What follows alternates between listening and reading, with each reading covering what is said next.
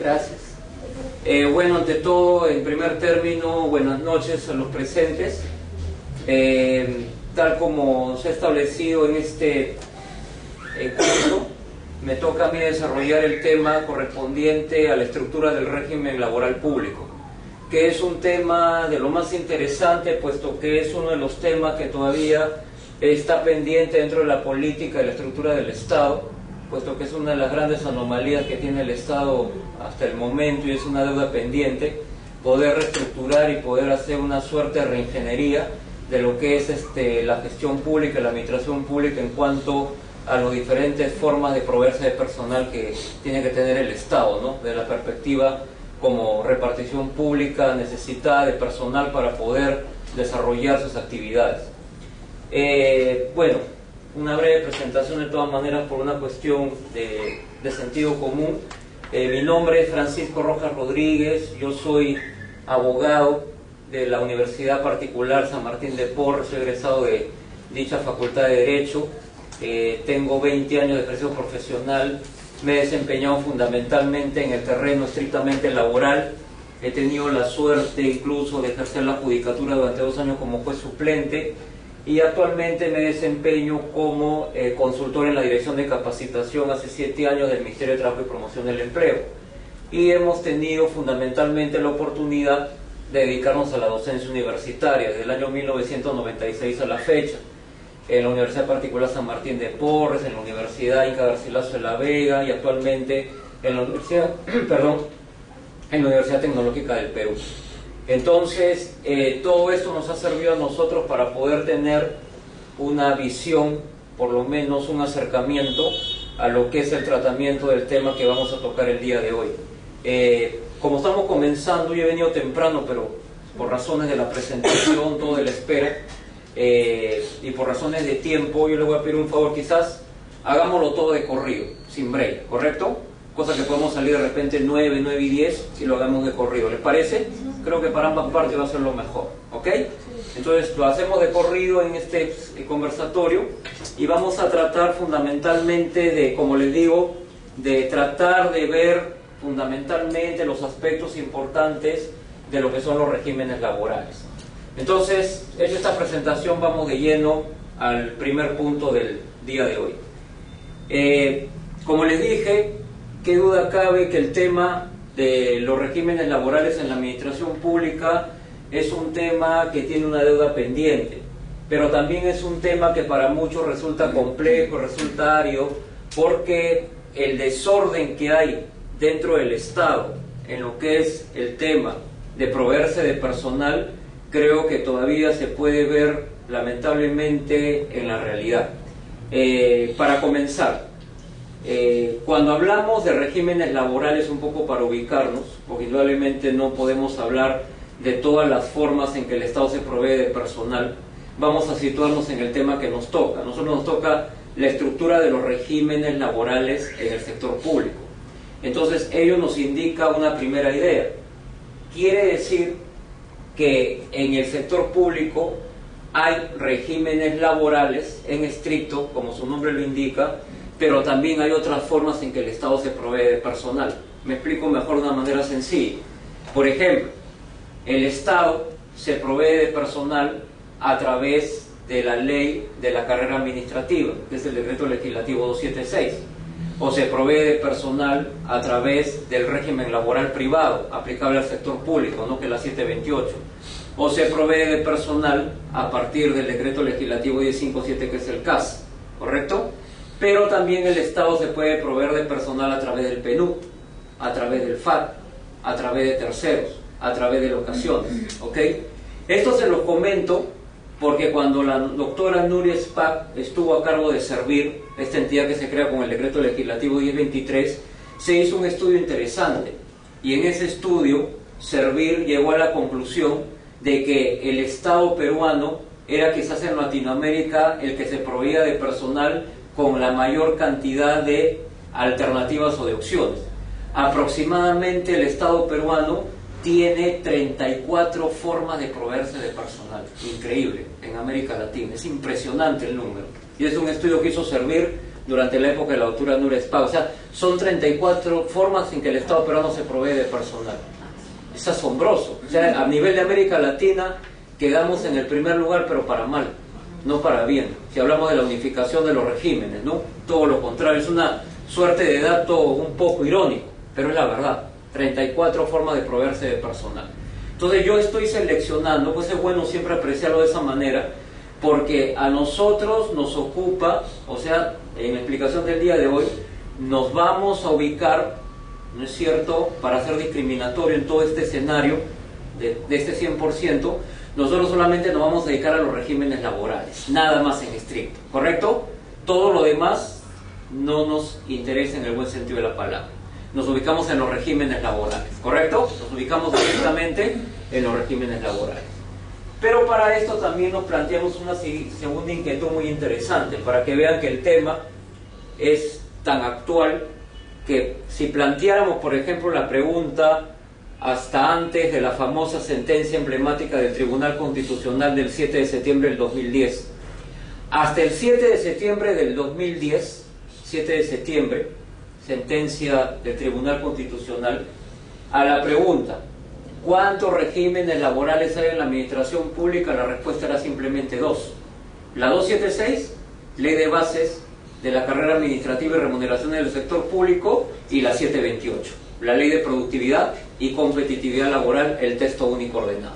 Para decirlo de manera concreta, la 276 y la 728 y se acaba, ¿correcto? Pero ¿qué sucede?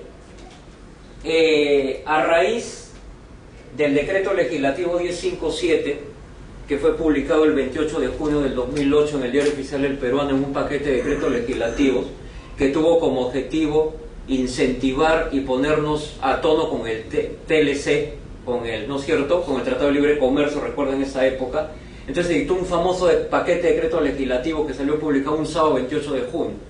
Ahí salieron, para los que somos abogados, entre otras normas, salió la 1057, el CAS. Salió la 1069, por ejemplo, que es la norma que regula el proceso único de ejecución. O salió la 1070, ¿no es cierto?, que prácticamente modifica todo el tema de conciliación. Entonces, en ese paquete, lo que nos interesa rescatar es la 1057, el CAS. O sea, nace el CAS, ¿correcto? Que es lo que vamos a ver después en el devenir de la explicación. Pero el CAS nace con un contrato administrativo. Ahí viene el qué del asunto. Nace como un contrato administrativo, y un contrato administrativo no implica una relación laboral. ¿Me entienden? Entonces, el CAS, como su nombre lo indica, o RECAS, como se decía en esa época, ¿no?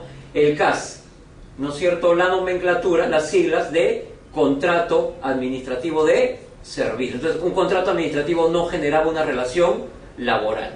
Sin embargo, con el paso del tiempo y frente a una lectura totalmente sencilla de la 1057 y su reglamento, la 075-2008 PCM, se podía vislumbrar, no lo digo yo, lo dicen los especialistas que abordaron el tema, como Richard Martín Tirado, un connotado especialista en Derecho Administrativo, o como el doctor Edgar Balbín, un connotado laboralista. Ambos en sendos artículos publicados en revistas de la especialidad coincidían, como coincidía la gran mayoría de los que habían expresado opinión, de que el CAS era una contratación laboral encubierta, una simulación, un fraude, porque analizando bien la 1057 y su reglamento, se podría vislumbrar claramente la presencia de los tres elementos esenciales de un contrato de trabajo, que después lo vamos a tocar ya un poco más en detalle, ¿no? Que son la prestación personal del servicio, había el pago de una retribución, que es como si fuera la remuneración, pero sobre todo, ¿qué elemento se daba en el CAS? La subordinación o la dependencia, ¿no?, que era evidente. Entonces, frente a ello, se plantea una acción de inconstitucionalidad frente a esta normatividad. Como todos sabemos, la acción de inconstitucionalidad es una acción de garantía prevista en la Constitución y en el Código Procesal Constitucional, que tiene por objetivo la declaración de inconstitucionalidad de una norma por ser incompatible con la Constitución. Entonces se plantea la acción de inconstitucionalidad, el proceso de inconstitucionalidad, y frente a eso se expide esta famosa sentencia que estamos comentando. Les doy la fecha para que ustedes la puedan buscar, ¿no? La sentencia del 7 de septiembre del 2010, ¿ok? O sea, hace 2 años atrás. ¿Y qué declara el Tribunal Constitucional? Porque vamos de frente al grano, lo más importante. ¿Qué dice el TC en la parte resolutiva de este fallo? Dice casi textualmente. Primero, lo primero, en lo que todos, prácticamente todos están en desacuerdo, ¿correcto? ¿En qué están en desacuerdo? Cuando el Tribunal Constitucional dice que el CAS es constitucional, ¿correcto? Es constitucional, ojo, o sea, para la visión del TC, el CAS es constitucional, o sea, no afecta ninguna norma constitucional, lo cual, ante la lectura de todos los especialistas, yo los invito a leer cualquier articulista que ha escrito sobre este tema, a la luz de todos los especialistas, el CAS resultaba inconstitucional, fundamentalmente, ¿por qué? Porque vulneraba el derecho a la igualdad, ¿correcto? A la igualdad, que es un derecho fundamental, ¿no? Porque yo creo que para nadie es un misterio, creo que con esto no estamos descubriendo América, que cuando comentamos esto siempre yo digo, y creo que la mayoría lo podemos entender así, uno va a la administración pública, a cualquier repartición del Estado, y ve un servidor bajo 276, uno bajo 728, uno CAS, y hace lo mismo. Y creo que esa es una realidad que no podemos ocultar, ¿ok? O sea, simplemente, ¿qué lo diferencia? Simplemente el rótulo de la norma. Uno es 276, el otro es 728 y el otro es CAS. Entonces, frente a eso había una desigualdad. ¿Por qué? Porque el CAS desarrollaba las mismas labores, prestaba las mismas actividades. Es decir, porque si el CAS hubiera desarrollado quizás una labor muy particular, muy especial, se hubiera individualizado alguna labor peculiar, quizás ahí habría habido una justificación, pero no, señores. La realidad indicaba que el CAS desarrollaba la misma labor, la misma prestación. Entonces, frente a eso, no había pues, o mejor dicho, había una afectación al derecho a la igualdad, sin mencionar los demás derechos que se afectaban, ¿no? Pero fundamentalmente el derecho a la igualdad, ¿no? Entonces, frente a ese contexto, el Tribunal Constitucional, primero, sí, pase señor, vuelvo a repetir, primero, el aspecto para muchos nefasto del fallo es considerar que el CAS es constitucional. Esa es la parte nefasta del fallo, ¿correcto? Esa es la parte en donde todos están en desacuerdo. Pero como dijo en alguna oportunidad un especialista, y lo voy a repetir en este momento, siempre en el derecho nos dicen la ley es dura, pero es la ley. En este caso, haciendo una analogía, la sentencia del Tribunal Constitucional es dura, pero es la sentencia. Nos guste o no nos guste, esos 7 magistrados tienen ese pensamiento, así todo el resto piensa lo contrario. Pero nos guste o no nos guste, esa sentencia tiene carácter vinculante, ¿no? Sobre todo porque procede, es consecuencia o está derivada de una acción de inconstitucionalidad. Y lamentablemente eso ha llevado a efectos negativos, como por ejemplo, un CAS no tiene estabilidad. Un contrato CAS es un contrato precario, ¿correcto? Un servidor CAS no tiene derecho a la reposición. Un servidor CAS, por ejemplo, que es contratado, por ejemplo, hasta el mes de diciembre y de repente se le puede cortar el contrato sin ningún argumento que valga, entonces lo único que tiene derecho es una suerte de indemnización, entre comillas, de hasta 3 remuneraciones, nada más. Pero no tiene derecho a la reposición, me dejo entender, no tiene derecho a la reincorporación, no tiene derecho, ¿no es cierto?, a poder reingresar o a la readmisión en el empleo. A lo cual hay que sumar, y lo he mencionado, que para mí dentro de lo personal me parece definitivamente que el CAS es una precariedad de la contratación, porque el servidor CAS está a expensas del beneplácito o de la buena fe o de la buena intención de la repartición pública, de quien lo está contratando. Y aquí entra un gran drama que ojalá que nos alcance el tiempo, porque es un tema en extenso, porque vamos a tratar desde que se inició la carrera pública.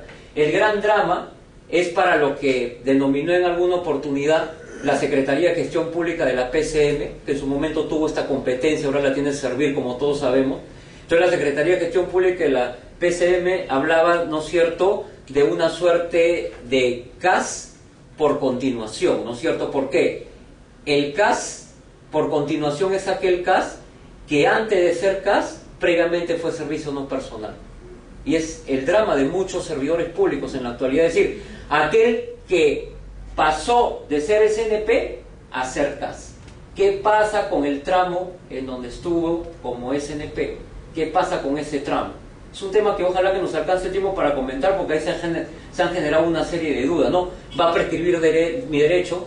¿Puedo reclamar? Porque el gran problema para este servidor es el siguiente. Si yo soy contratado por el Estado, sea la dependencia que sea, gobierno central, gobierno regional, OPD, gobierno local, etcétera, y antes he sido SNP, yo podría plantear una acción judicial para que me reconozcan mi derecho por ese tramo. Pero el tema está con qué, ¿no es cierto?, con qué consistencia o con qué fortaleza yo planteo esa acción, cuando sé que de repente al momento de plantear esa acción, lo más probable es que ya no me renueven el contrato. ¿Me dejo entender? O sea, ¿contra quién estoy promoviendo la acción? ¿Contra quién tendría que promover la acción? ¿Contra quién me contrata? Entonces ahí se genera todo un gran problema social. O sea, ya no analizamos ni siquiera lo jurídico, porque es el gran temor de la persona, haciendo una analogía en el ámbito privado, una persona que no denuncia al ministerio porque tiene temor a la represalia, ¿no es cierto?, de su empleador. En este caso, el temor a la represalia de quién se tiene? Del empleador, que es el Estado, ¿correcto? Entonces, esos temas, como ven, son interesantes y da pie para tener una serie de ideas, porque también es un tema que hasta ahora no tiene una uniformidad de criterio. Entonces se lanzan una serie de opiniones y es muy importante ver en el mundo jurídico cuáles son, por lo menos, los argumentos que tienen mayor solidez, ¿no?, dentro de los tantos que hay para enfrentar este tema, que, como les digo, es un tema que involucra fundamentalmente a muchas personas, sobre todo porque el tema del CAS, y seamos honestos con eso y seamos sinceros, el CAS es prácticamente la forma de contratación que se ha convertido para muchos en una suerte de monopolio últimamente en la administración pública. Porque uno abre cualquier página web de cualquier entidad pública o cualquier repartición del Estado y todas las convocatorias son CAS. Creo que la realidad no nos va a dejar mentir. Prácticamente podemos decir que el 99% de convocatorias son CAS, ¿no es cierto?, contrato administrativo de servicios. Entonces ese es un tema que vamos a ver en la parte final de la exposición para ver cómo ha sido la evolución del CAS como contrato administrativo y ahora cómo, dice el Tribunal Constitucional, es constitucional, pero por otro lado el TC que dice de manera, en la parte resolutiva, que el CAS es un régimen laboral especial. ¿Se dan cuenta? Ahí está la respuesta. O sea, para el Tribunal Constitucional, a partir de este fallo, el TC entiende lo que ya se caía de Maduro. O sea, lo que no se podía negar, no se podía tapar el sol con un dedo. ¿Qué es lo que se caía de Maduro? Que el CAS es un régimen laboral, por lo que estamos comentando. Entonces, la sentencia del TC dice claramente, de manera taxativa, en la parte resolutiva, el CAS es un régimen laboral especial, pero lo importante, es un régimen laboral. ¿Por qué especial? Porque cuando se dio la sentencia, es especial porque solamente se ajusta a los beneficios que tiene según su normatividad de la época, ¿no? A los 15 días de descanso. Pues yo me acuerdo que cuando se ponía este tema inicialmente uno se tenía que cuidar bastante la lengua, porque cuando uno decía el CAS, 15 días de vacaciones, ahí le decía un momentito, no son 15 días de vacaciones, porque el CAS no es un régimen laboral, solamente tiene vacaciones quien trabaja. ¿Se dan cuenta? O sea, había que tener bastante cuidado. Y si ustedes revisan bien la 1057 y su reglamento, la 075-2008 PCM, ambas normas se cuidaron de no utilizar ningún término laboral, ¿correcto? Pero ahora ya no hay ningún problema. El día de hoy, habiendo pasado tanta agua bajo el puente, luego del fallo del Tribunal Constitucional, se dictaron dos normas, ¿no? La 065-2011 PCM, que prácticamente fue la norma que ya concordó con el criterio de que el CAS es un contrato laboral, ya no es un contrato administrativo. Y a partir de ahí se genera pues la terminología laboral. Y la ley 29849, la del 6 de abril de este año, en la cual se habla de una eliminación progresiva del CAS, ¿no? ¿Correcto? Entonces, con ambas normas ya podemos hablar, por ejemplo, de que el CAS tiene, a partir de la dación de esta norma del día siguiente de su publicación en la 29849 el 7 de abril, el CAS ya tiene 30 días de vacaciones, pero ahora sí podemos hablar con tranquilidad y sin cometer ningún yerro. Ahora sí podemos hablar de vacaciones. ¿Por qué? Porque según el Tribunal Constitucional, el CAS es un régimen laboral, entonces ya no nos queda ninguna duda, ¿correcto? Claro que es un régimen laboral, pero nadie duda de su precariedad, ¿correcto? Entonces también es el gran tema, porque también esta normatividad va a permitir que el CAS pueda sindicalizarse, pueda participar en una negociación colectiva, pueda declararse en huelga, pero ¿hasta qué nivel estos derechos colectivos están asegurados con tanta precariedad. Porque de repente yo puedo tener la intención de formar un sindicato CAS y como consecuencia de ello me frustran mi contrato. Y ni siquiera tendría derecho, como en el régimen laboral privado, a pedir una nulidad que sea en el régimen privado. Ustedes saben que cuando alguien es despedido por querer sindicalizarse es un despido nulo y tiene derecho a la reposición, pero en el caso del CAS no. Sencillamente ese trabajador nunca va a tener derecho a la reposición y se está vulnerando un derecho fundamental. Ojo, no hay que olvidar que la OIT, la Organización Internacional del Trabajo, desde hace ya buena cantidad de años ha enarbolado como adalid o como bandera el trabajo decente. Y dentro del trabajo decente, la OIT ha defendido una serie de derechos fundamentales nucleares. Y dentro de esos derechos fundamentales que tiene el trabajador para la OIT, uno de ellos fundamental es la libertad sindical. Ojo, la libertad sindical. Porque qué duda cabe que a través de la libertad sindical, a través de los derechos colectivos, los trabajadores logran, ¿no es cierto?, afianzar sus conquistas laborales. Entonces es un derecho defendido con bastante firmeza por parte de la Organización Internacional del Trabajo. Sin embargo, acá vemos que es un derecho, pues, a nivel del CAS, que termina siendo solamente un saludo a la bandera. Y con relación al CAS se pueden hacer una serie de comentarios increíbles. Yo les comento algo que la semana pasada había un conversatorio sobre esto en el ámbito tributario. Es muy interesante también decirlo antes que me vaya a olvidar. Por ejemplo, para la ley 28849, que es la última norma que se ha publicado sobre la eliminación progresiva del CAS, se señala claramente, ya no nos queda ninguna duda, de que si el CAS es una relación laboral, lo más lógico tributariamente, ¿qué cosa es? Por sentido común, sin entrar mucho en el tema porque es algo elemental por cultura general. Una persona que presta servicio de manera autónoma, de manera independiente, expide un recibo por honorario. ¿Correcto? Creo que todos lo sabemos. ¿Ok? De manera autónoma, de manera independiente, prestación autónoma. En cambio, una persona que labora para otra de manera dependiente genera una relación laboral y por lo tanto está dentro de la quinta categoría. Y al estar dentro de la quinta categoría, a esa persona se le tiene que entregar una boleta de pago. ¿No es cierto? ¿Estamos? ¿Correcto? Cuarta categoría, locación, recibo por honorarios, autónomo e independiente. Quinta categoría, relación laboral, boletas de pago, relación dependiente. Sin embargo, es una ironía para el derecho, para los tributaristas, ¿no? Para los mismos funcionarios de la SUNAT, que siempre les ha llamado la atención esto, aunque ellos tienen la figura de la cuarta, quinta. Pero de todas maneras, es llamativo que todavía, prácticamente, los que están bajo CAS expidan recibos por honorarios. Cuando se entiende que la 29849 señala con claridad que ya las entidades del Estado tienen que dar las boletas de pago. O sea, un poco irónico, ¿no? O sea, se expide recibo por honorarios, pero ya hay la obligación, ojo, obligación de dar las boletas de pago. Pero de todas maneras resulta un poco ilógico dar recibos cuando voy a estar sometido a boleta de pago, ¿no? Como que hay una contradicción. Porque si nosotros hablamos en propiedad, el CAS, siendo una relación laboral, el servidor CAS debería estar bajo una boleta de pagos en estricto. No tendría que estar por recibo por honorario. ¿Correcto? Cuando eso, ojo, de manera taxativa, lo está señalando ya de manera taxativa, bajo responsabilidad, la ley 29849, que es la última normatividad. ¿Correcto? Entonces vamos a hacer esa evolución de manera rápida, solamente mencionando los aspectos más resaltantes, porque como ustedes comprenderán, sería imposible entrar ya en tanto detalle, ¿no? O sea, en 2 horas no podemos abarcar todo un gran tema que podría hablarse tranquilamente mucho más tiempo. Entonces vamos a partir de lo siguiente. ¿Desde cuándo? Pues acá hay una vinculación muy interesante. Cuando se toca este tema de los regímenes laborales públicos, que tiene que ver, está involucrado también la carrera administrativa, indudablemente hay 2 disciplinas que van a salir a la luz de manera paralela. Una de ellas, el derecho administrativo, y otra de ellas, el derecho laboral, ¿no? El derecho administrativo y el derecho laboral.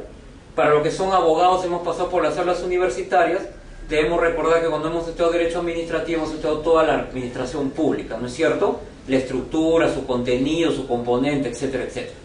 Entonces, hay que de todas maneras hacer mención a la parte doctrinaria para poder entender este tema. Dentro de la visión de la doctrina, cuando se trata esto de la carrera pública y de que el Estado se provea de personal, fundamentalmente, dentro de la teoría de la doctrina, se habla de dos teorías fundamentalmente. Una teoría llamada la teoría estatutaria, que defiende el derecho administrativo y que es la primera que emerge o que aparece, teoría estatutaria, y la otra, la teoría contractualista, ¿correcto? ¿Por qué es importante esto? Y me lo van a entender ahora que se los mencione rápidamente. Miren, inicialmente, voy a comentarlo de esa manera, pase nomás. Bueno, inicialmente, buenas noches. Bueno, inicialmente, ¿cuál era la visión que se tenía de personal que laboraba para el Estado? La visión era tan simple como la siguiente: el que prestaba servicios al Estado lo hacía por razones altruistas, ¿correcto? Por lo tanto, frente a esa relación de ese personal o de ese servidor con el Estado, no se generaba relación laboral. ¿Estamos? No había relación laboral. Había cualquier tipo de relación altruista, de cualquier otra índole, buenas noches, de desprendimiento, lo que querramos, pero no había relación laboral. ¿Quién defendía esta tesis? El derecho administrativo, ¿correcto? Pues estoy haciendo el antecedente. ¿Cuándo surge esta teoría? ¿Cómo se llama esta teoría? Esta teoría se llama la teoría estatutaria. Aparece en el siglo XVIII en Francia, ¿correcto? En el siglo XVIII en Francia aparece la teoría estatutaria defendida por el derecho administrativo. Entonces, repito, ¿en qué se basa la teoría estatutaria defendida por el derecho administrativo? ¿En qué se basa fundamentalmente la teoría estatutaria? La teoría estatutaria se basa fundamentalmente en el hecho de que la prestación del servicio por parte de la persona que labora para la repartición pública para el Estado es una labor altruista, es una labor de desprendimiento, pero no es una relación laboral, no hay vínculo laboral. ¿Va quedando claro eso? Esa es la teoría estatutaria, ¿correcto? Por eso, algunos ya que han estudiado esta teoría modernamente, hablan de una teoría que pues tiene demasiada arbitrariedad en su contenido. Inclusive, ustedes la pueden encontrar como teoría autoritativa, ¿ya? Modernamente, en la visión moderna de la teoría estatutaria. Entonces, muy sencillo. Primero, nos ubicamos en el tiempo. Siglo XVIII, Francia, la administración pública contrata o se provee de personal, pero no hay relación laboral. ¿Cómo se llama esa teoría? Teoría estatutaria. Perfecto. Frente a eso, va a emerger con el paso del tiempo el derecho laboral. Y el derecho laboral va a empezar a cuestionar esa teoría. Va a empezar a poner cuestionamientos a la teoría basado en un análisis como el siguiente. Señores, esa persona que contrata el Estado tiene la obligación y asume la obligación esta persona de prestar personalmente el servicio. O sea, esta persona que es contratada por el Estado asume per se la obligación de cumplir, ¿no es cierto?, con prestar ella misma personalmente el servicio para la repartición pública, ¿correcto? Ella personalmente el servicio.